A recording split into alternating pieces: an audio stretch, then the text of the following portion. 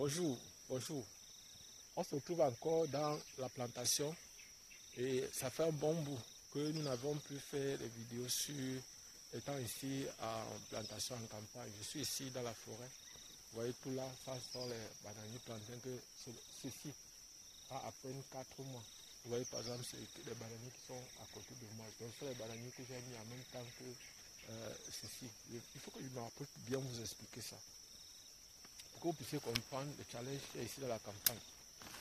Ici, par exemple, ça, ce sont les restes de charbon. Et je garde ça ici parce que ça va me servir ici au champ. Ça peut me servir.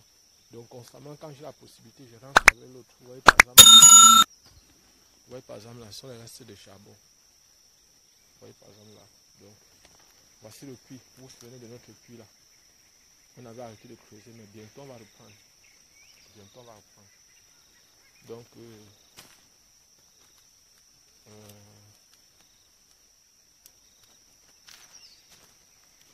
donc voilà par exemple ici, nous venons comme ça voir la pépinière de gombo. Observez par exemple la pépinière de gombo, le soleil a fait que ça a séché, mais ça va reprendre. Vous voyez par exemple comme ça, c'est une pépinière de gombo. Je n'ai pas fait le semi-direct parce que c'était la saison sèche, il fallait regrouper pour pouvoir facilement arroser. Mais je n'ai pas arrosé. Ça sur le reste des plantains, des bananes plantains, on va retirer ça pour semer, on va les planter d'ici quelques temps. Et ça c'est encore notre pépinière, vous vous souvenez. Et ça c'est les serres qu'on avait fait. On avait fait les serres ici là et de l'autre côté là-bas. Et ici par exemple, ça c'est toujours là, c'est de notre banane plantain. Ça c'est les semences de gombo là. Vous voyez par exemple que les insectes attaquent. Les insectes attaquent. Mais comme il a plu, ça va reprendre. Donc comme il a plu hier, ici, ça va reprendre. Donc la vie va reprendre pour les gombos là. Même ce qui séchait déjà, ça ne va pas vite mourir. Et ça, c'est un gombo que l'avantage avec ce gombo, c'est qu'il peut faire facilement 2 ans. Donc, vous pouvez cueillir ça pendant 2 ans. Donc, ce gombo-là peut facilement faire 2 ans. Vous pouvez cueillir pendant 2 années. C'est ceci. Donc, voilà par exemple. Et on va essayer aussi bon, vous voyez par exemple dans la serre, il y a quand même quelques rescapés qui essaient de pousser. Vous voyez par exemple là, on a un papayer qui est en train de pousser là. Et on a par exemple aussi, encore dans la serre, on a encore dans le sion.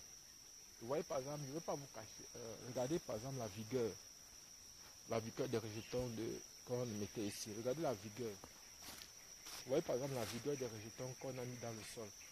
Et personnellement sur les techniques, vous voyez par exemple la vigueur, regardez par exemple la grosseur, comment ça pousse. Et j'ai l'impression que sur les techniques qu'on peut utiliser, je crois, il y avait aussi mis d'autres semences d'avocatier ici. Il y a une seule un seul noyau qui est sorti. C'est ça là. Voilà d'autres qui ont séché, d'autres ont séché. Vous voyez, d'autres ont séché, d'autres noyaux ont séché ici. Vous voyez par exemple ça. Voilà. Je vous disais tantôt que, vous voyez par exemple ces bananiers-ci. Ces bananiers-ci ont exactement le même âge que ceux-ci, que ceux qui sont là au sol. Ou que ceux-ci.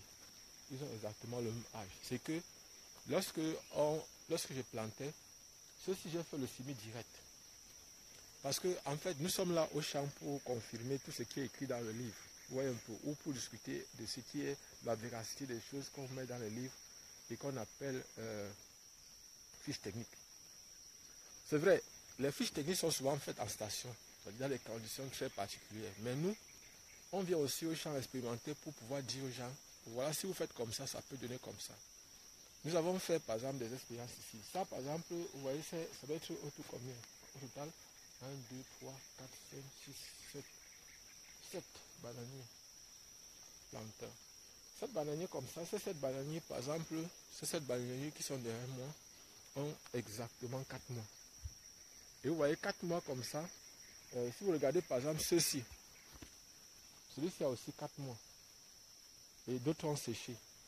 Ceux-ci ont exactement le même âge. Mais la seule différence, c'est que ceux-ci sont on a placé, on a mis en pépinière. Or, ceux qui sont dans la pépinière du sol poussent très bien. Ceux qui sont, par exemple, ici, ceux qu'on a fait ici, dans la pépinière qu'on a fait ici, au niveau de cette celle-ci, vous voyez un peu, on donnait des très fins, c'est-à-dire des tiges qui étaient très fines. Et cette tige qui était très fine, on a eu de la peine pour que ça puisse prendre. Vous voyez par exemple même ici. Vous voyez par exemple ici. Cette serre a donné quand même, certaines étaient particulièrement intéressantes pour cette serre-ci. Mais c'était un peu différent de l'autre parce que ceux-ci, regardez par exemple, observez par exemple ceci. Vous voyez une telle tige, si vous prenez ça, vous ressemez. Vous voyez par exemple une tige comme celle-ci. Si vous la ressemez, vous la répliquez, il y a des fortes chances qu'elle ne pousse pas, qu'elle puisse mourir. Donc vous voyez par exemple, c'est tout le challenge que nous avons ici au champ, c'est-à-dire de pouvoir expérimenter et d'être capable demain de dire, voilà par exemple, lorsque vous appliquez telle méthode ou telle technique, voici les résultats auxquels vous pouvez vous attendre. Vous voyez un peu, c'est un peu ce que nous essayons de faire ici au champ. Et c'est vrai, ce travail n'est pas un travail aisé, ce n'est pas un travail facile. Et ici, chaque jour, on doit traverser les serpents, on doit traverser les abeilles, on doit traverser. Et en fait, ce n'est pas aussi évident que ça. Il y a les insectes, il y a les reptiles, il y a tout ce qu'on peut trouver. Bon, ici, ça c'est une pastèque. Une tige de pastèque que j'avais placée. Vous voyez par exemple là, on a dit ceci. Là c'est une tige de pastèque. Ici comme ça. Donc j'ai isolé, j'ai mis quelques tiges ici pour essayer de voir si ça pouvait germer. Donc, maintenant comme il a plu, ce qui est certain, c'est qu'il y a de fortes chances que les choses reprennent, que la vie reprenne ici. Et que c'est le travail ici maintenant. J'ai un travail sérieux. Vous voyez par exemple là, si on dit à une personne que tout ceci avait été défriché il y a quelques mois, personne ne va accepter. J'ai encore du travail parce qu'il faut déraciner, il faut dessoucher. Et il y a le macabo qu'il faut mettre, il y a encore les résidus de plantain. Et je compte aussi mettre, si possible, le manioc. Le manioc, je vais vous expliquer le business, ce que je dois faire avec le manioc ici. Constamment, j'achète le tapioca et j'ai constaté que le tapioca est extrêmement cher. Je me suis renseigné auprès du boutiquier. J'ai failli mettre les mains sur la tête pour crier que waouh, pourquoi ça? Donc, lorsque je suis allé voir mon boutiquier, je lui ai demandé que on vous livre le tapioca, vous achetez ça comment? Il me dit le seau de 5 litres, c'est à 2500. 5 litres de tapioca. Le seau de 5 litres, 2500. Vous voyez que c'est extrêmement cher. Extrêmement cher. Donc, vous voyez que si vous achetez 5 litres à 2500, ça veut dire que vous êtes en train d'acheter le tapioca extrêmement cher.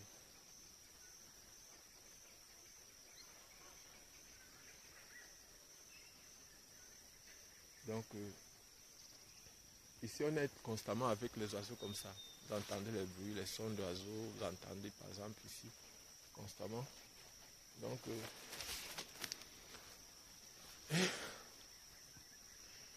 on a un challenge ici. J'ai failli me décourager. Mais je me suis dit, pourquoi est-ce que je vais me décourager alors que je suis venu chercher de l'argent, je suis venu travailler de l'argent. Il n'est pas facile de venir dans un cours comme ça, donc tout se passe comme si tout vous attendait. Il fallait venir observer, faire des petites expériences, essayer de voir comment ça donne, est-ce que ça va marcher, est-ce que ça ne marche pas. Déjà le gombo est en train de pousser, ce qui est déjà un avantage. Vous avez vu, c'est ça là derrière moi. C'est ça là-bas sur le sion. Voilà le gombo qui pousse. Et maintenant, il faudra répliquer ce gombo-là. Parce que l'avantage avec le gombo, c'est que ça peut donner de l'argent entre-temps. Et il y avait aussi le piment que je pouvais bien semer. Mais je vais faire le sément de l'autre gombo, ça sera en direct. Parce que il y a une parcelle que j'ai déjà dans ce que je suis en train de mettre le macabo de l'autre côté, derrière là-bas. On voit un peu derrière, de l'autre côté là-bas. Vous voyez par exemple l'espace, cet espace-ci qui a été défriché. Qui a été défriché au départ, c'est 2 hectares au total. Et la forêt, c'est encore, on a beaucoup d'arbres. Et tout à l'heure là, je ne vais pas venir commencer à travailler directement. Je vais d'abord aller chasser. Je vais aller faire, par exemple, la recherche des chenilles. Vous savez, et des escargots. Vous savez, ici en forêt, l'avantage, c'est que quoi? C'est qu'il y a les escargots, il y a les chenilles. que les personnes qui sont comestibles, que les gens mangent. Or, moi, je voulais me contenter seulement de faire... Il y a même des petits fruits, des choses que les gens cueillent pour aller vendre.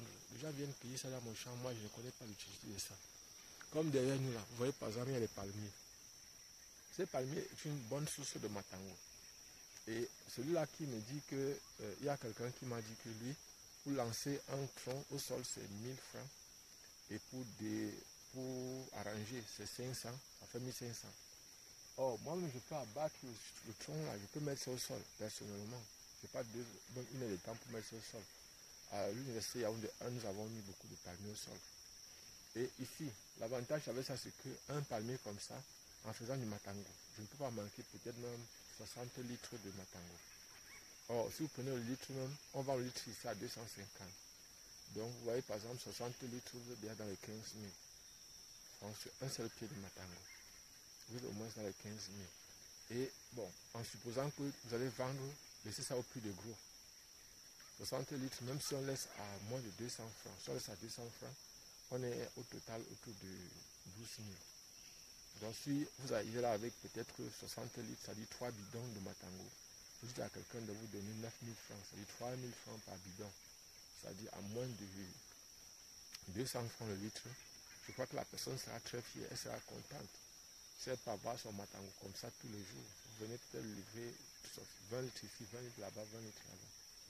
Vous voyez par exemple qu'en faisant ça, ça peut avoir un impact ici, c'est-à-dire ne serait-ce que pour l'argent du transport. Parce que je ne veux pas vous cacher, ici, ce n'est pas évident. J'ai eu des sérieuses difficultés. Peut-être il faudra que je vous parle de ça. Pour pouvoir même venir au champ, il n'arrivait pas. Parce que, vous voyez, par exemple, là, ce n'était pas évident. Les moyens, il n'y avait plus suffisamment les moyens pour pouvoir dire que je vais venir au champ, je vais venir faire ceci ou bien cela. Donc, je vais arrêter la vidéo comme ça. Et je crois que peut-être qu'il faudra que je vous montre comment je cherche les chenilles. Donc, je vais vous montrer. Let's go. On part chercher les chenilles.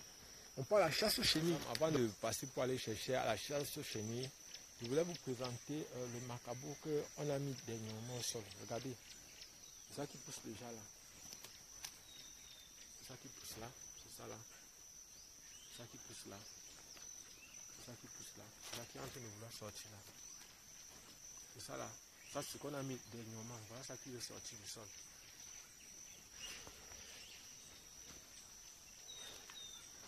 C'est encourageant.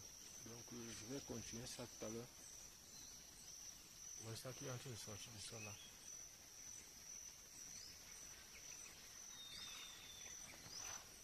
C'est ça là. Vous voyez, c'est encourageant déjà seulement. Vous voyez? C'est ça là.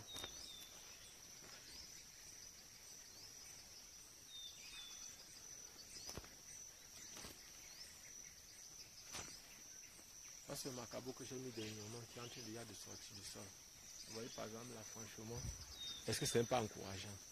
C'est très très encourageant. Franchement, c'est en train de sortir du sol et partout ici, vous voyez par exemple là. Vous voyez partout là. C'est en train de sortir là. Donc franchement, je ne sais pas s'il doit encore aller faire la chasse aux chenilles. Peut-être il fallait que je travaille d'abord avant d'aller faire la chasse. On va aller voir par exemple les semences qui restent pour le macabo, les semences de macabo qui restent. Il faut que je vous présente ça. Parce que je dois continuer le travail. Quand je vois ça, comme ça, il faut que je profite pour mettre une bonne quantité aujourd'hui au sol. Là, en rentrant, c'est peut-être en rentrant qu'on pourra faire la chasse aux chenilles, qu'on va aller faire la chasse aux chenilles. Et il faut d'abord qu'on travaille.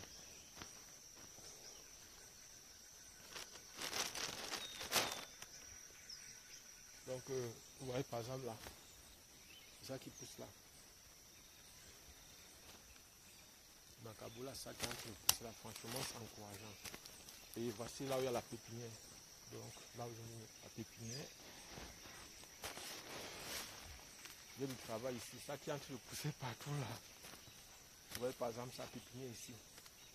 C'est ça qui est en train de pousser partout là. Donc c'est encourageant un genre seulement. C'est ça qui pousse partout là. Vous voyez par exemple là. Vous voyez par exemple là. C'est ça qui pousse partout là. Donc tout à l'heure là, il y a du travail ici. Et mon souhait, c'est, vous voyez par exemple là, il faut que je continue. Franchement, je suis content un genre seulement. Vous voyez par exemple là, c'est ça qui pousse là. Vous voyez par exemple là, c'est ça ici qui pousse là. Partout là, c'est ça qui est en train de pousser.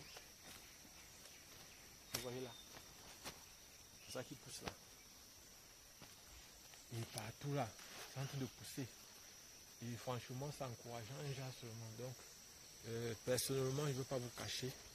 C'est très très encourageant. Très encourageant. Et actuellement là, je dois faire tout. Il y a aussi le plantain. J'ai mis 25 rejetons de plantain tout récemment au sol. Vous vous souvenez, je vous avais dit qu'on avait volé mon coffrage ici. Et le monsieur là, jusqu'à présent, il continue à payer avec les rejetons de plantain. Parce que il avait demandé 200. Il m'avait donné 135 rejetons. Donc, dernièrement, il m'avait donné 110. Et il restait encore 90. Il m'a donné dernièrement 25. Donc, il reste encore 65. Ce qui fait que constamment, il doit lui mettre la pression pour qu'il atteigne la barre de 200 rejetons que lui avait réclamé. Et vous voyez, par exemple, ici, je ne vais pas vous cacher, le travail est là. Donc, tout à l'heure, je vais m'habiller pour... J'aime travailler ici en short, c'est-à-dire de façon le plus simplement possible. C'est vrai, ici en forêt, c'est vrai qu'il y a les mouches vampires qui se sentent ici. Ben, il y a les insectes, il y a les reptiles, les serpents, les scorpions, bref, tout ce que vous pouvez penser. Mais nous, on travaille de façon harmonieuse ici. Donc, on ne craint rien. On travaille, c'est parfois les branches d'arbres qui nous effraient le plus ici parce que vous pouvez rester comme ça, une branche. Heureusement, moi, je demandais qu'on fasse un abattage systématique. Donc, ce qui fait que l'espace est vraiment libéré. Et actuellement, là, j'ai du travail. Donc, je vais arrêter la vidéo comme ça. Et certainement, peut-être aujourd'hui, là, on va faire la chasse. On va aller faire la chasse aux chenilles. On va aller faire la chasse aux chenilles. Je ne sais pas si c'est une bonne idée qu'on parte maintenant, là. Bon, comme il n'y a pas le soleil, je voulais profiter de travailler un peu avant de voir s'il y a possibilité de partir. Je vais d'abord travailler. Là, peut-être autour de 14h15, si possible, on va aller faire la chasse aux chenilles. C'est bien de faire la chasse aux chenilles le soir. On va faire ça le soir. On se voit tout à l'heure. Donc, on se voit tout à l'heure. Vous voyez, par exemple, regardez. Voici, par exemple, ça ici. Vous voyez comment ça a germé. L'autre ici, par exemple, comme ça, vous voyez, peut-être là, j'avais coupé, je ne sais plus en combien. Vous voyez, par exemple, imaginez un peu. Quand vous voyez, par exemple, ça, je suis en train de voir ça qui germe. Et franchement, c'est quelque chose de très positif. Vous voyez, par exemple, j'ai fait cet accouplement pour empêcher aux insectes. C'est la raison pour laquelle vous devez protéger vos oreilles. Sinon, il y a les mounmouns là qui vont entrer à l'intérieur, ils vont vous perturber. Ils entrent dans tous les orifices, le nez, les yeux, partout, partout là. Donc, regardez, par exemple, là, nous voici. Vous voyez peut-être là. Là où ils sont en train d'enlever là. Vous voyez par exemple là. Vous voyez ça a germé. Vous voyez par exemple là. Ça a germé. Donc quand on sème ça, ça va pousser. Vous voyez par exemple là. Ici, ce qui est sur ceci, voilà les racines qui sortent déjà. Ici. Une racine là. Donc ça va pousser. Vous voyez par exemple là. Je continue à ramasser là. Et vous voyez peut-être là. Ça va pousser. Voilà ça. Donc vous voyez par exemple tout ça, il y a du travail ici. Il y a du travail. Vous voyez par exemple quand ça germe comme ça, il faut imaginer en combien j'ai coupé. C'est si on pouvait encore diviser ça en deux. Vous voyez par exemple on peut encore diviser ici comme ça. Ça va pousser. Et le plus intéressant c'est d'abord de faire germer ça comme ça. Pourquoi? Parce que si déjà si ça ne germe pas comme ça, je me souviens peut-être en ce qui concerne le plantain, la banane plantain, il faut que j'enlève d'abord ça. En ce qui concerne la banane plantain, vous devez savoir une chose, c'est que lorsque vous mettez, ce n'est pas tout qui pousse au départ. Vous devez constamment venir remplacer. Et c'est la même chose avec le maïs, la même chose avec la plupart des cultures qu'on fait ici dans les plantations. Donc lorsque vous semez, il y a toujours des remplacements à faire. Le macabo c'est pire. Parce que si vous semez ça, vous découpez, vous semez directement, il y a beaucoup qui vont mourir. Or, le fait de germer ça comme ça fait qu'au moins on est sûr à 95% que peut-être il y aura quelques rares cas qui ne vont pas pousser. Et très souvent, lorsque moi je suis en train de semer, ce que je fais d'habitude, c'est que quand je vois peut-être qu'il y a un qui est trop petit ou bien le bouger n'est pas bien sorti, je mets deux. Je mets deux pour optimiser. Parce que le plus important d'abord pour moi aujourd'hui, c'est la multiplication des semences. Parce que mon plus grand souhait aujourd'hui, c'est la multiplication des semences. Vous voyez, par exemple, actuellement, ici, je dois travailler, j'ai abattu 2 hectares.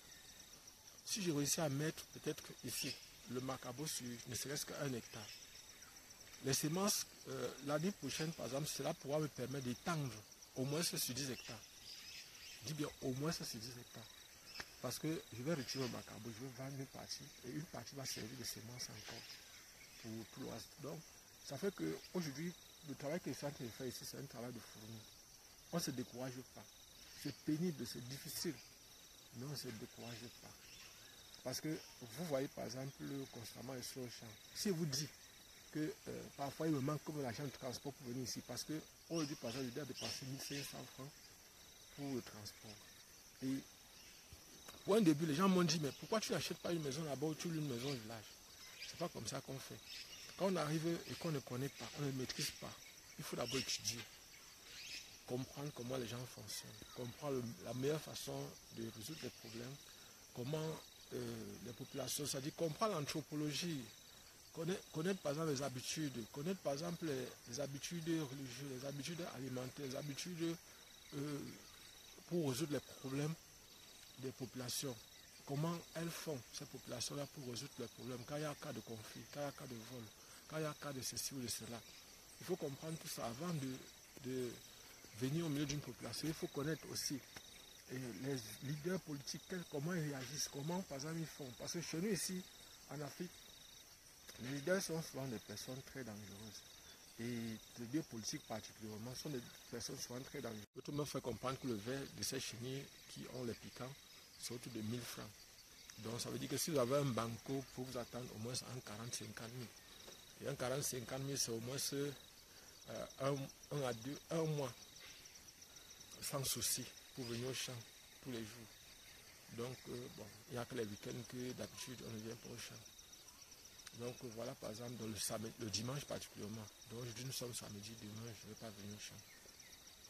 Et avant d'arrêter cette vidéo, je voudrais parler à ceux qui font les prépas concours. Je vous ai dit chaque fois, travailler.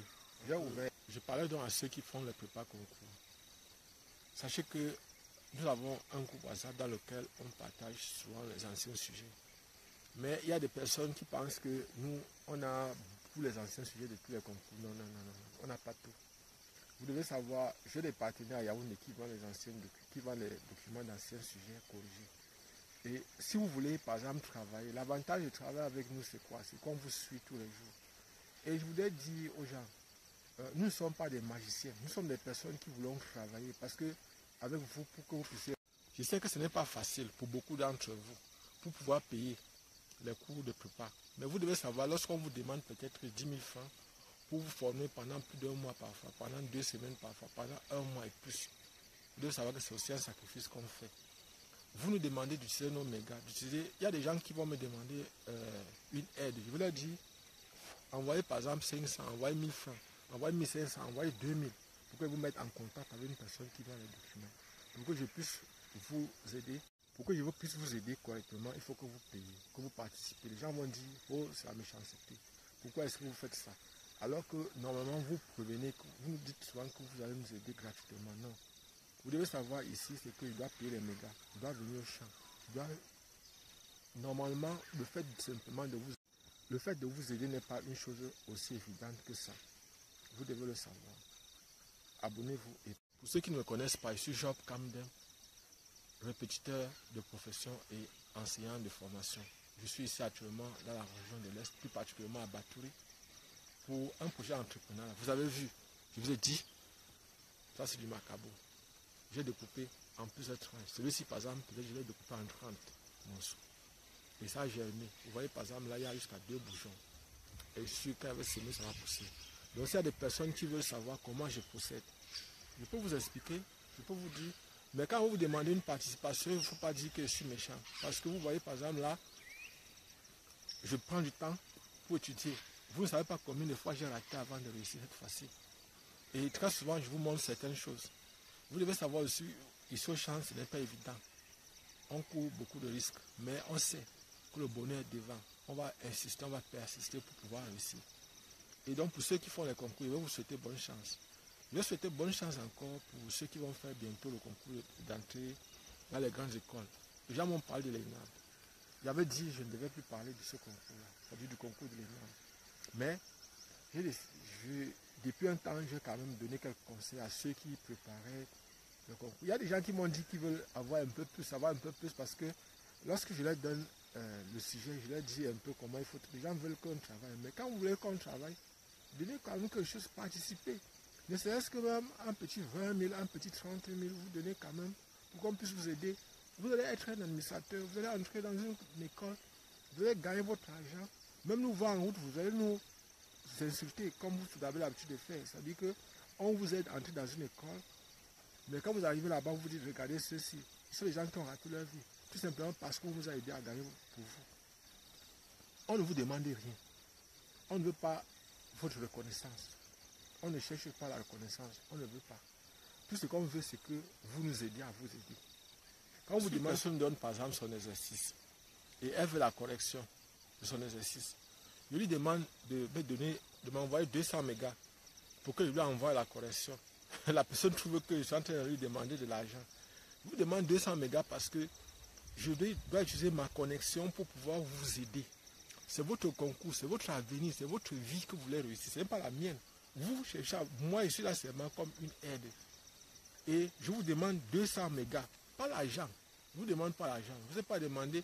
Je demande aux étudiants de participer. Je demande aux parents de payer. Et on vous demande, par exemple, il y a les gens qui participent. Donc, au fur et à mesure qu'on met les herbes, qu'on enlève les herbes, au fur et à mesure, on met le macabon. Actuellement, on part à la chasse aux chenilles. Donc, je vais aller regarder si, par exemple, de l'autre côté là-bas, dans la forêt, s'il y a, par exemple, encore les chenilles sur certains arbres. On m'avait présenté. Ici, il faut savoir que les chenilles ne se posent pas sur n'importe quel arbre. Et c'est une mine d'or un peu. Donc ça peut me permettre de financer un peu la plantation, de financer le travail même ici. Je peux payer les gens pour qu'on essaie de défricher. Parce qu'actuellement, j'arrache les herbes à la main et à la daba. Et je profite pour enlever directement les souches de certains arbustes. Donc quand c'est petit là, je les enlève. Et je profite aussi donc pour entasser les herbes parce que je dois brûler aussi tout ça. Donc nous allons aller tout à l'heure là à la chasse aux chenilles. Et bon, en fait, il y a beaucoup de ressources ici qui peuvent être exploitées. Vous voyez par exemple là, à l'intérieur du champ, vous allez voir par exemple certains palmiers. On peut exploiter pour faire du matango. Et le matango, c'est un peu de l'argent. Donc je suis en train de réfléchir par rapport à ça. Parce que lorsque je demande aux personnes du village d'acheter, eux ils ne sont pas prêts à acheter, ils veulent qu'on vienne ça pour boire. Moi je ne peux pas accepter parce que c'est quelque chose qui peut nous apporter de l'argent. Donc ça peut me permettre de financer une partie de mon travail ici. Donc on part directement. Allez, on part à la chasse aux chenilles. On part à la chasse aux chenilles.